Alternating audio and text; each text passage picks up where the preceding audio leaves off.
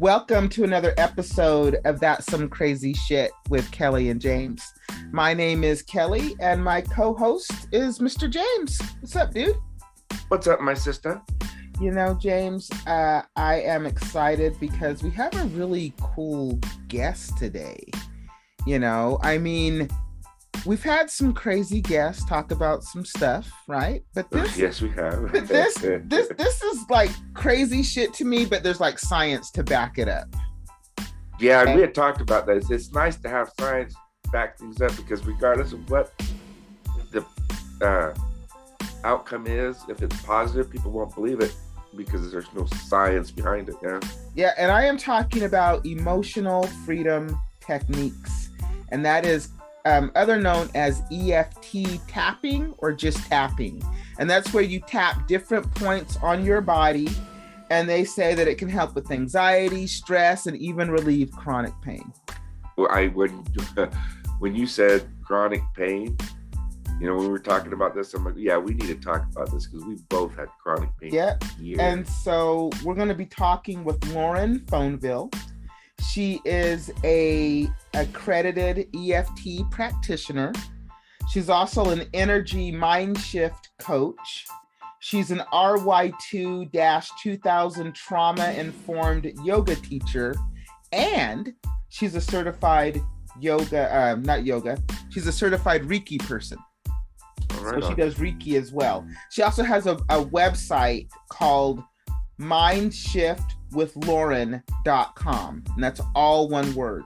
Mind, M-I-N-D, shift, S-H-I-F-T, with, W-I-T-H, Lauren, L-A-U-R-E-N.com.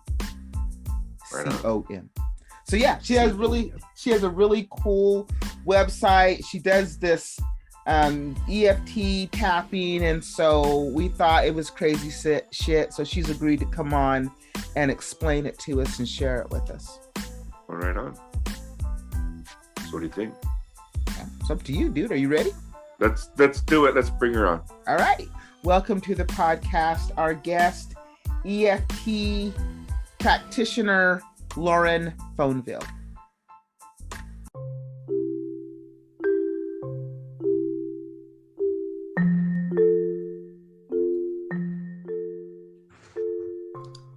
Lauren, thank you so much for being a part of That's Some Crazy Shit and coming on the podcast with me and James. Welcome.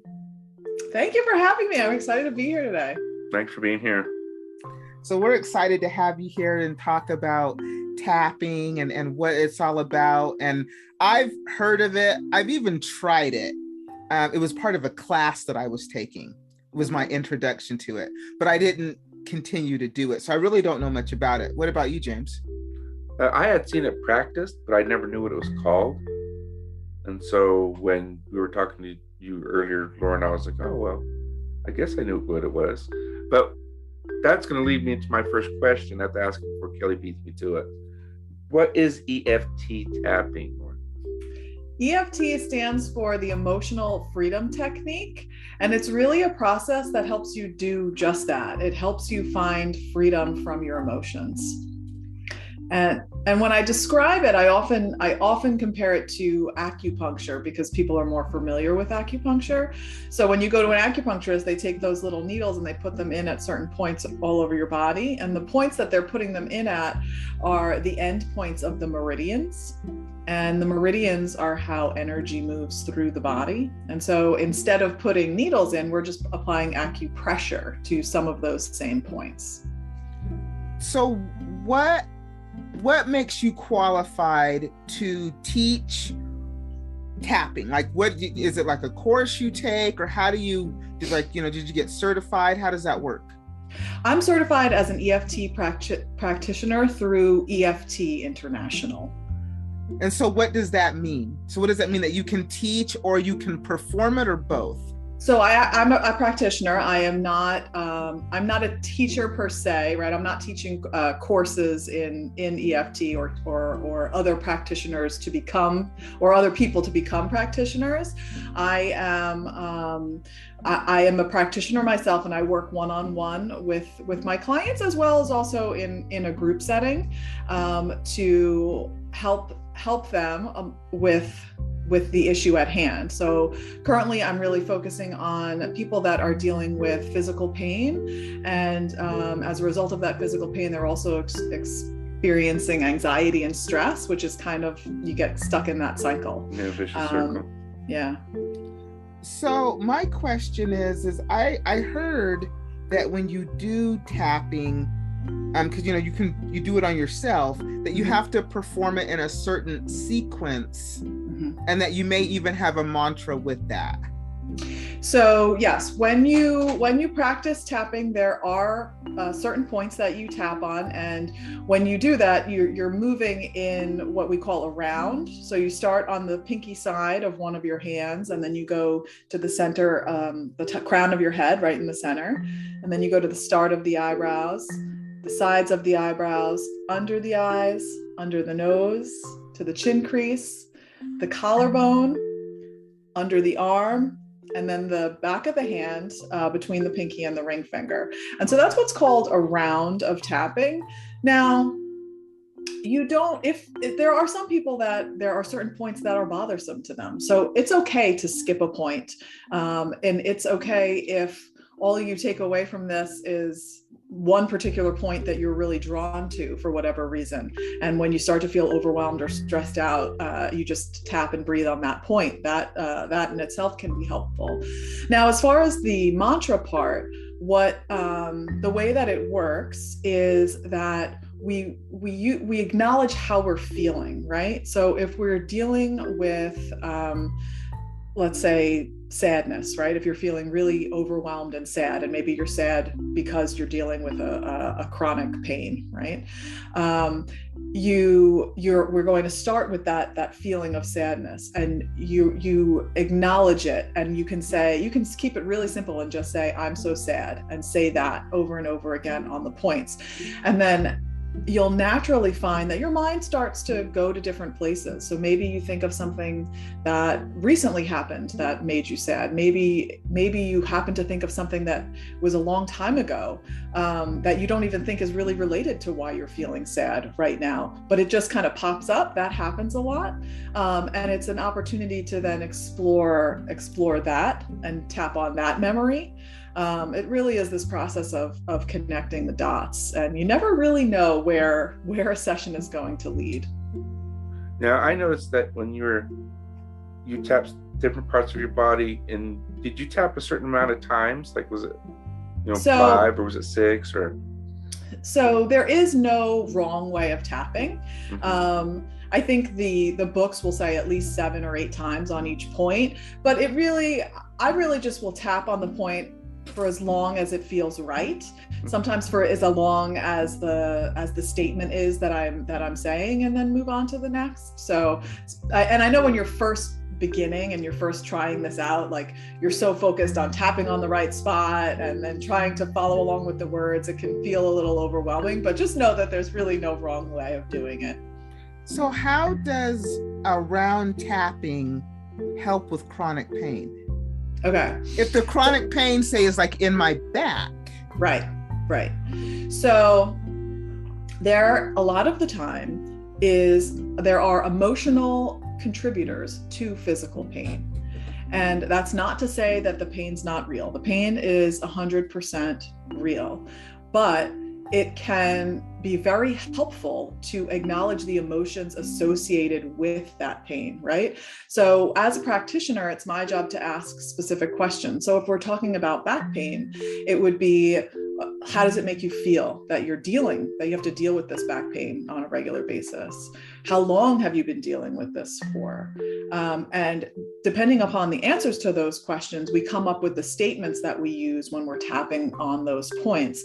And it really is an organic process in that as we say that statement multiple times, the mind goes where it needs to go, and it will lead us on our way to figuring out what's going on.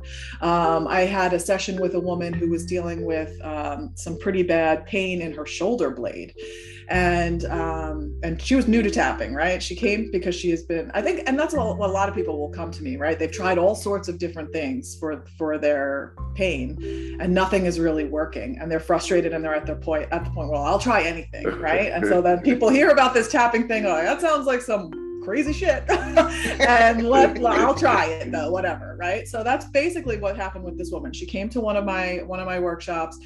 I asked for a volunteer. She volunteered, and she told me that she had this pain in her shoulder blade. And we started tapping on the pain, right? And you want to get specific. So I think, she was using words like it was a very sharp, pointed pain. And then we would tap on those words. We tapped on how it made her feel, like, that it was such a limiting, she had limited movement of her arm. And then I think one of the questions that I asked her was, does it remind you of anything? Like the feeling of that pain, the sensation of the pain, does it remind you of anything else? Does it make you think of anything else? And she paused, and there was this look on her face where it was like, wow, she had this realization. Like I could see her having some sort of realization.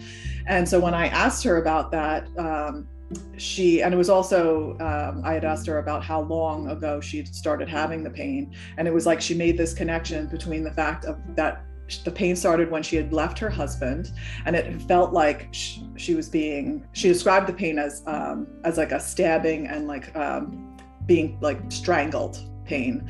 And there was some physical abuse that was going on there. And she had not put those two things together, that it was when she had left her husband that this pain started. And by the end of the short session that we did, because that was just kind of an example volunteer situation, she had felt a distinct difference in the physical pain that she was experiencing in her shoulder. And she was shocked by that, and I wasn't, just asking for a volunteer, I wasn't expecting it. I wasn't, you just never know. I wasn't expecting it to go there. You never really know what to expect, but it was an honor for me to be able to help her in that way, and to help her kind of connect the dots and help her to find some relief. To literally, I shouldn't say literally, but get that weight off her back, in a sense. Wow. So what is the science behind tapping? Because I know James is always like, if there's not science, some people are just not going to believe it. So I know that there is like actual science evidence that this actually works. Yes, there have been numerous studies that have been done showing that this works. In fact, there was a study that was done that showed that there were long-lasting and profound relief in veterans suffering from PTSD.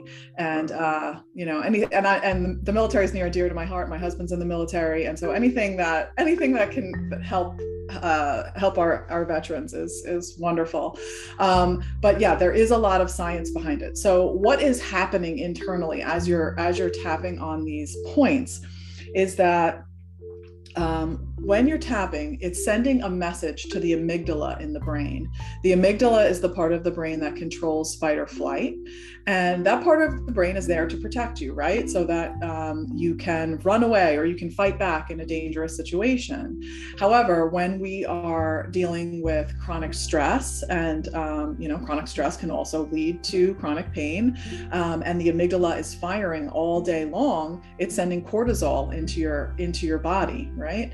And that is not healthy when it's happening on a constant basis. And so by tapping on these points, it's sending a message to the amygdala, and it's telling the amygdala, hey, you're not actually in fight or flight. You don't need to be in fight or flight right now. And it has been shown to reduce the amount of cortisol pumping through the body by up to 43%. And that can happen within minutes. So literally at your fingertips, you have this tool to be able to calm the body. When you calm the body, then you can calm the mind, right? And another way that I like to describe it, it's something called the hand model, and this is from a psychologist, right? So if I take my fist and I put my thumb onto the inside of my fist, and we're going to pretend that my fist is my brain, right? And so the front of my knuckles here is the prefrontal cortex of my brain. And so when your brain is operating, right, the information comes up the brainstem to the prefrontal cortex to make those sound good decisions. But when the amygdala is firing, right, when you're starting to feel overwhelmed and stressed out and you're in that fight or flight, the amygdala, which is my thumb inside here, starts like going off. This alarm goes off and the prefrontal cortex comes offline. And so an example of this is like when you are super stressed out, sometimes, you know, you'll even say to yourself, I can't even think straight, right? Like you can't even think straight and that is because that amygdala is going off, the cortisol is firing, and the prefrontal cortex is offline. And so the information cannot get to the prefrontal cortex. And so as you're tapping, it's helping to bring that part of your brain back online so that you're calm and you can make those sound decisions. Wow. That's really cool. It's interesting. Kelly and I have done shows about frequencies, rhythm, how words can affect, you know, have positive, negative effects. And it sounds like you, in this tapping, you're pulling all those together. Yeah. Yeah. And so the thing with the like affirmations or the speaking part of this, right, is that some people will ask me, like when we're saying something like, I'm so stressed out, and you're saying that over and over again, and you're tapping on these points, like I'm so stressed, I'm so overwhelmed, I'm so angry, whatever the emotion is at hand that you're dealing with, right? Some people are like, well, doesn't that make it worse? You're like tapping on like the negative, right? You're saying the negative thing over and over. Doesn't that make it worse? And what we're actually doing is that we're acknowledging it. And so when we're dealing with emotions and physical pain, sometimes we have these thoughts in our head that are on repeat, right? We're thinking the same thing over and over again, like, oh, it hurts so bad, or oh, I'm so angry, or, oh, I'm so stressed, and you're thinking it over and over again. And so there's something that happens that when you take the time to tap and you say those things out loud, something that feels so true in the moment, right? That when you're first starting, it feels so intense and so true. And then as you continue to tap, you'll notice that the intensity of that thing begins to go down. And sometimes, depending on the issue, sometimes people will be like, that's actually pretty silly. Like, that's a little ridiculous that I felt that way. This cognitive shift begins to happen, because what's happening in your brain is that you're really beginning to rewire how things are firing off in there, and then how you're processing things. And so, yes, we start with the negative, and then when it feels right, when it feels authentic to you, we move towards the positive. So in the instance of like feeling really, really sad, right? Maybe it's not, you know, it's not going to be something like, oh, let me flip a switch and all of a sudden I'm happy, right? Probably not going to happen. But maybe you start to have the thought of, I've been sad before and I've gotten through it. Like, I've been so sad and I think I'll be okay. Or, you know, you start to have that next better thought. And so then we begin to tap on that next thought. But it's that process of slowly going there when it feels right. And sometimes a session is staying in the negative and really just holding space for the intensity of the feelings or the physical pain that you're in at that moment. So can you, when you're tapping, you're not tapping, the person is actually doing their own tapping. So do you do sessions through like Zoom? Yes. So I'm always tapping along with the person most of the time, and I'll say the phrase and then they'll repeat the phrase on each of the points. But yes, I do the majority of my work over Zoom. So when you're tapping, and I'm listening to you, and let's just say, you know, oh, I'm sad, and we're doing the tapping and we're going around. How long are we going to do that? Is it until I feel better? Is it like we should do this for at least 10 minutes, or, you know, how long? So my sessions are typically an hour, and sometimes they involve 100% tapping the whole way through, but I am an integrative energy practitioner. So there are other modalities that I will sometimes incorporate. And sometimes that is some sound healing. Sometimes that is some meditation. It's really dependent upon what what you have going on and where you're at and what feels best for you. But yeah, you could tap for the whole hour. And you'd be amazed. People will be like, what? But I don't even know where, you don't know where the mind will go and what thoughts will come up. And it's always amazing to me that like something from the past that 99% of the time you'll think, well, that's just odd. That's not related to this, but in our lives, we have so many different experiences, right? And those experiences really layer on top of each other. And sometimes there are these connections that we're just not cognitively aware of, but the tapping really helps to bring that out. So Lauren, how did you get involved in this? What brought you to the point where you can help people with this? Yeah. So my journey really began when we found out my husband was going to be deployed, and it brought on a lot of anxiety and stress. And at that time, I went to a yoga class because that's what I would do when I would get stressed out. I would go to yoga, and I saw a flyer there that was for yoga teacher training. And so I signed up on the spot for that yoga teacher training. And through that, I was really introduced to a lot of people that are interested in energy work, all types of different energy work. And I was introduced to Reiki, and I became a Reiki practitioner. And I was actually signed up for a group coaching program. And in that group coaching program, my coach had brought in an EFT practitioner. And when I was first introduced to it, it was over Zoom. I thought it was ridiculous. I thought the idea of tapping on yourself to feel better, to reduce the anxiety, to reduce pain, I was like, no way. Like, that's way too woo-woo, out there, weird stuff, right? But I was like, you know what? Like, I'm so stressed out, I don't even care. I'm just going to do it. And so this, again, was in a group setting, and I was repeating what she said, and maybe it was like 20 minutes, and I was shocked. I was like, okay, I feel better. Like, something shifted. I don't know what, I don't understand why, but it was enough to really pique my curiosity about the whole situation. And I then signed up to have some one-on-one sessions. And at that time, my stress and anxiety was really showing up as a flare up with my TMJ. So I get this, pain in my jaw. And when I heard that this could help with physical pain, I was like, okay, let's see. And when I had that session with her, lo and behold, there were some memories from the past that came up that I had not thought about or ever would have attributed to the pain that I was experiencing in my jaw. But by the end of the session, she asked me to check back in with the pain. So you do that in the beginning of a session, whether it's a physical pain or an emotional pain, you kind of rate how intense it is on a scale of 1 to 10. So then you have a place to kind of compare to by the end of the session. So by the end of the session, so I started off at like an 8 with my pain in my jaw. And by the end of the session, I was at a 2.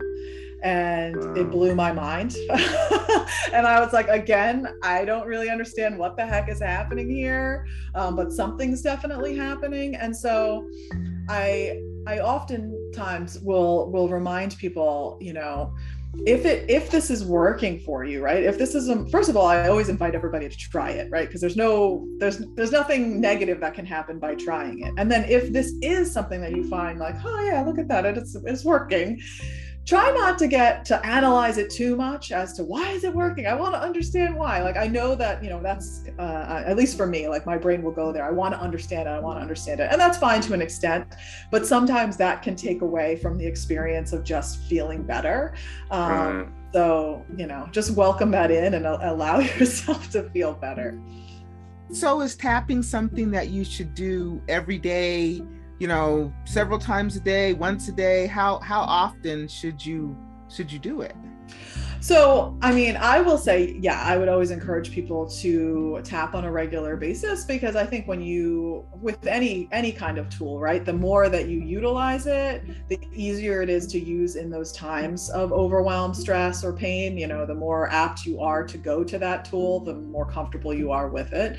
So even if you get into a habit of tapping for 5 or 10 minutes for yourself, that can be great. If you're dealing with more intense intense issues, if you're dealing with physical pain, if you're dealing with emotional issues that go back a long way, I would suggest working with a practitioner on those things to help guide you through the process. But there's lots of different videos that are available out there to begin tapping. But I will say the most important part of the tapping, because like I said, there are lots of videos out there.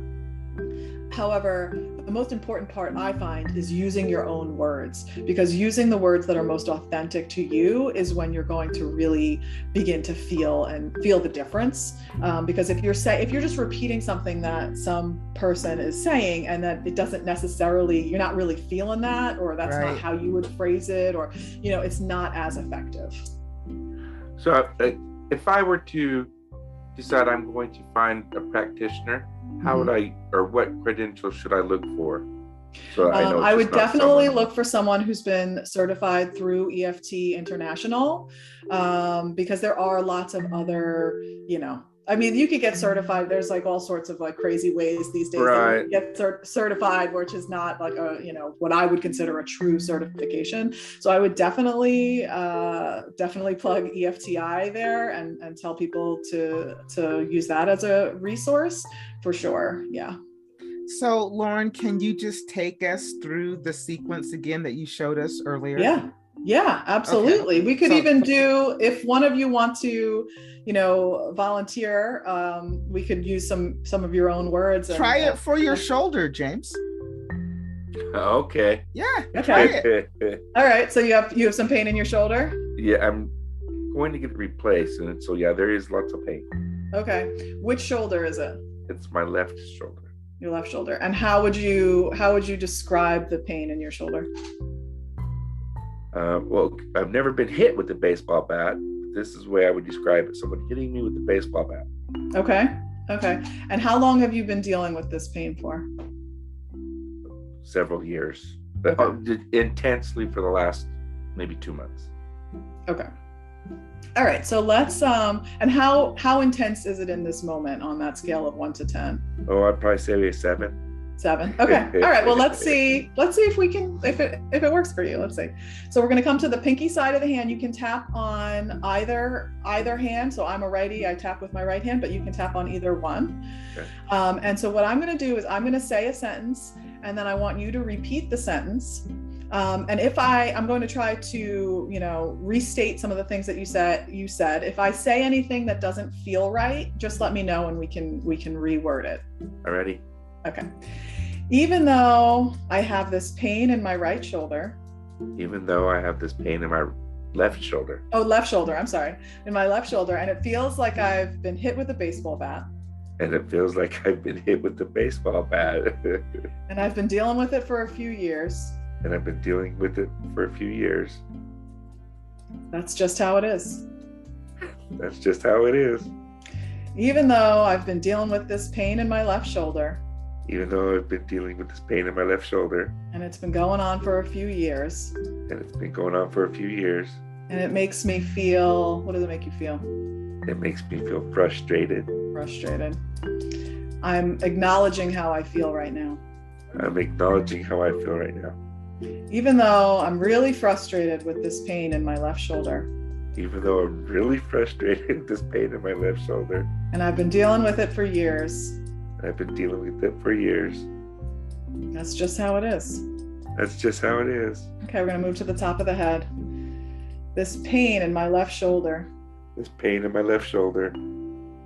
It feels like I've been hit with a baseball bat. We're going to move to the side of the eyes.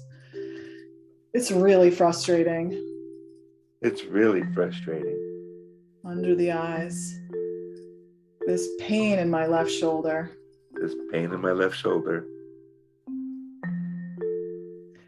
I've never been hit with a baseball bat, but that's what it feels like. And it's so frustrating coming to the chin. I've been dealing with it for several years on the collarbone. And then under the arm. And it's really frustrating. And then the top of the hand. This pain in my left shoulder is really frustrating. This pain in my left shoulder is really frustrating. And it feels like I've been hit with a baseball bat. And it feels like I've been hit with a baseball bat. And then we'll just pause there and just take a deep breath in. So what did you notice, or did you notice anything during that first round of tapping? I noticed that I was getting more intense towards the middle. Okay. So sometimes that does happen, right? Sometimes the intensity of the pain, the physical pain or the emotional pain can increase, because when we are focused on something, it kind of makes sense that the intensity of it would increase. So that actually is a sign that tapping will work for you. I always want to say that to people. So if you don't get scared off by that, know that that is an indicator that tapping will work for you. You just need to keep tapping. Right. So if you want to do another round, we can keep going. All right. Hey, if it worked, I mean, it's funny because it does feel a little better. It feels more relaxed. I'm not as tense. Okay. All right. Well, that's good. Okay. So even though the pain is still there, I'm a little bit more relaxed. And it's not as intense. Even though this pain in my left shoulder blade is still there. Right here, right now, I'm acknowledging it. Even though I've been dealing with this pain for a few years. It's really frustrating. Right here, right now, I'm acknowledging it. It's so frustrating. And just really try to tune into that feeling of frustration. Come into the eyebrows. It's really frustrating. Side of the eyes. It's really frustrating. Under the eyes. It's really limiting. Does that feel true? It's really frustrating. Onto the chin. This pain in my left shoulder is so frustrating. And I've been dealing with it for years. It's been limiting. And I'm frustrated by that. All of this frustration. And then take a deep breath in. Is there anything that you're noticing after that round? I wasn't tapping as intently. I seem more relaxed. Okay. So, and my shoulder doesn't hurt as much. Well, that's good. That is good. Very cool. Very cool. That is cool. Seriously. Yeah. Like if we were to continue to go, my next question would probably be like, if that frustration was do you notice that frustration physically in your body in any place? Or sometimes people, when they feel frustrated, they'll like see a color or have like a visual of that. And then we could tap on that. But I know we're just trying to do a little bit of an example for people, so I don't know if you want to keep tapping. Or... So it's cool. It's the side of your hand where your pinky is. Yep. The top of your head. Yep. Then the start of the eyebrows. And then the side of the eyes. Then the side of the eyes. And under the eyes. Under the eyes. Under the nose. Onto the chin crease. And then the collarbone. So for the collarbone, you're kind of below the bone. You're like, there's that center divot thing in the middle, and then you go down an inch, maybe over an inch and a half. So you're on the fleshy part underneath the collarbone. And then under the arm. So for women, it's like the center of the bra strap. For men, probably 2.5 inches from the armpit down. Sure. And then the back of the hand between the pinky and the ring finger. And sometimes I like to bring that hand onto my heart and tap it that way. Gotcha. That is so cool. So if somebody was interested in coming to you for a session, how do they reach you? Yeah, so I offer free consultations to see if it's a good fit and if it makes sense. And so you can sign up for a free 30-minute consultation by visiting talkwithlauren.com.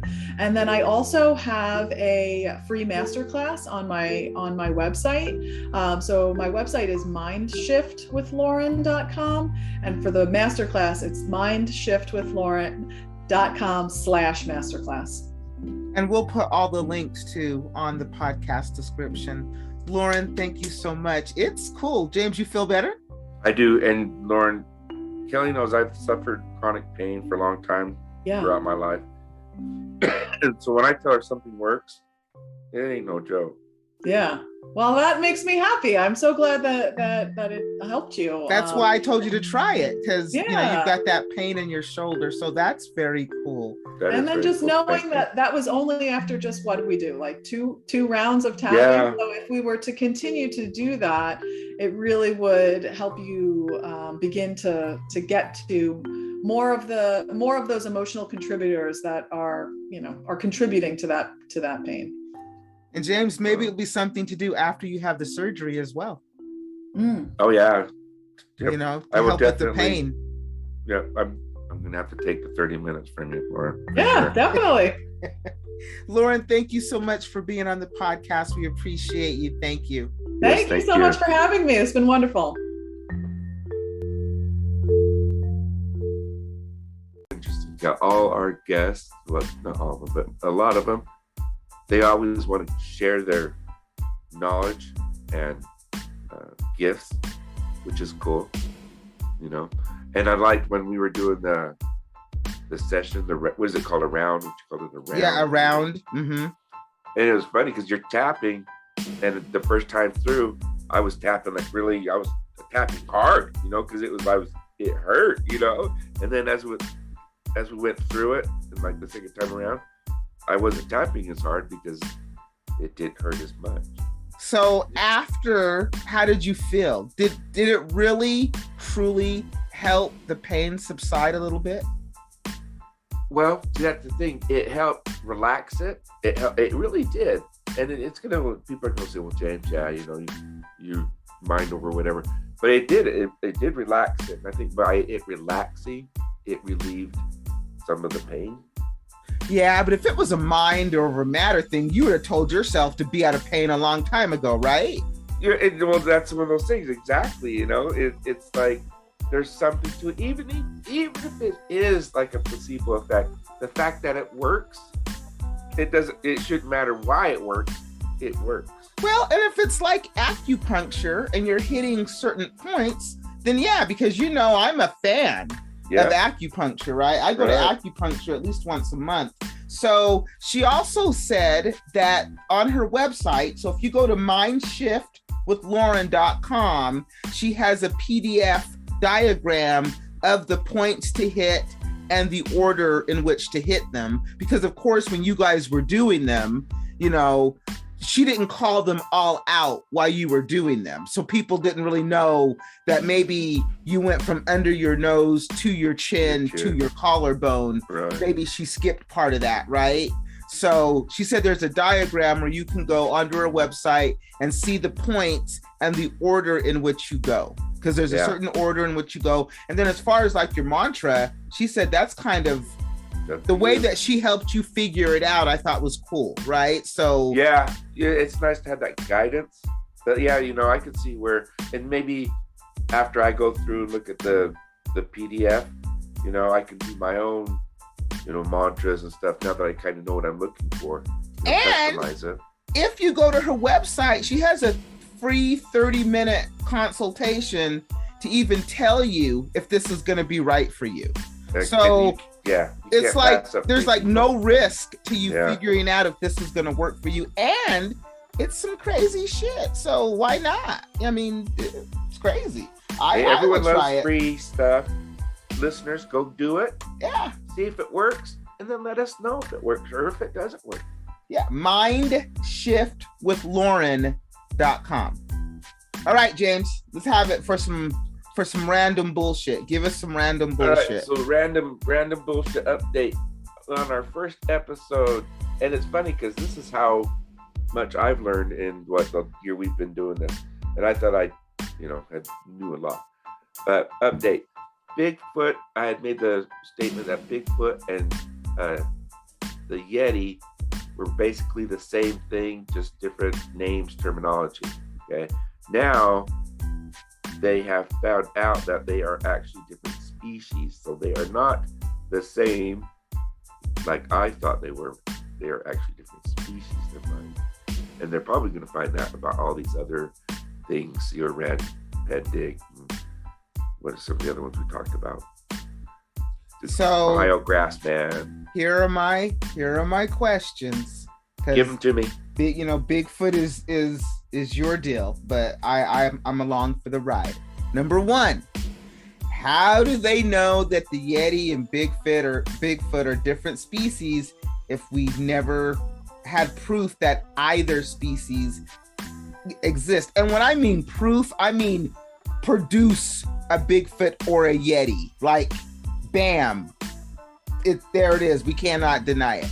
So how do you know they're different? We don't even know if they're really real. Other short than a body, and we've talked about that. There are people who are looking to harvest, and I mean kill some of these animals to do that. Okay, so put that aside for now. And we talked about this in some of our other episodes, that there is DNA now from both of these species, but because it's unknown primate, because it's not known, they're saying, well, we don't know what it is, therefore it doesn't exist. Well, you have all this different DNA from different locations in the country or the world, just because you don't know what it is doesn't mean it doesn't exist.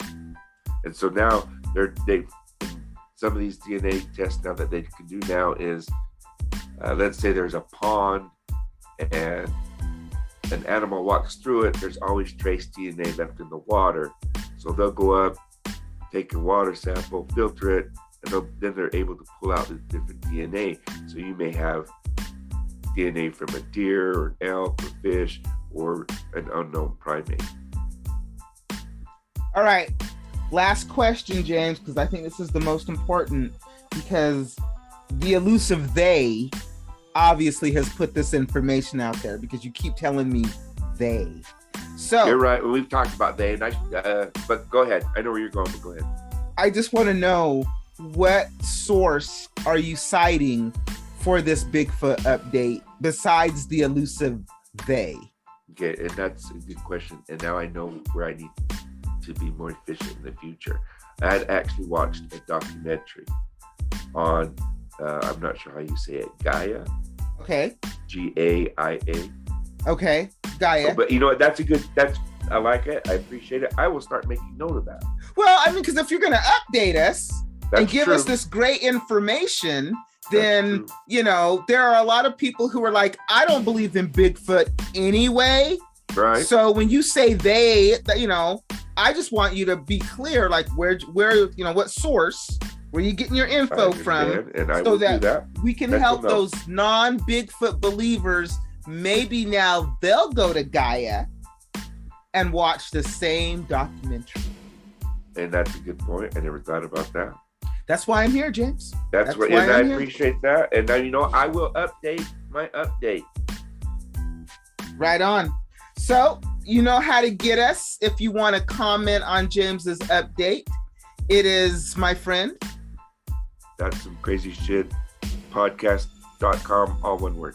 All one Everything's word. There. Yep, everything is there. Past episodes, all of our social media, James's blog. And if you want to comment on his update, or if you know who the elusive they are, we would love to get them on the podcast. And I do apologize, because I do always get mad at people for saying they. Just saying, if you know who they are, have them reach out to us. We would love to have them on as a guest. Because I have people who cite they too. So I apologize. And no worries. We all do. That's what I'm saying. Let's get them on. Let's get them on. Ratings would skyrocket. If we could get they on the podcast.